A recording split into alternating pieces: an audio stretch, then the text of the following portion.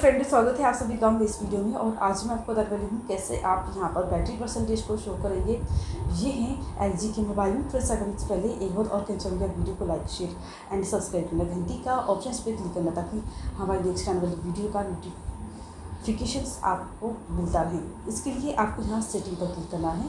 आपके सामने इस तरह का इंटरफेस आएगा और यहाँ पर आपको बैटरी परसेंटेज का ऑप्शन है, इस पर क्लिक करना है। और बैटरी परसेंटेज में आपको ऑप्शन जैसे कि आप दिखा दूँ अभी जो यहाँ पर बैटरी परसेंटेज है अभी शो नहीं हो रहा है। यहाँ पर देखिए, जैसे हम इसको इनेबल कर देंगे यहाँ से तो यहाँ पर बैटरी परसेंटेज जो है शो होगा। दिखाती हूँ आपको बैटरी परसेंटेज। ये रहा बैटरी परसेंटेज प्लस यहाँ पर शो हो रहा है। अगर इसको ऑफ कर देंगे आप इस तरीके से तो देखिए बैटरी परसेंटेज अभी नहीं शो रहा है। बस आपको यहाँ से ऑन करना है कि यहाँ पर बैटरी परसेंटेज शो हो रहा है। तो यहाँ से आप जो है बैटरी परसेंटेज को यहाँ से शो कर पाएंगे और इसका इस्तेमाल कर पाएंगे। तो ये काफ़ी यूज़फुल मोबाइल है जिसका इस्तेमाल कर सकते हैं आप।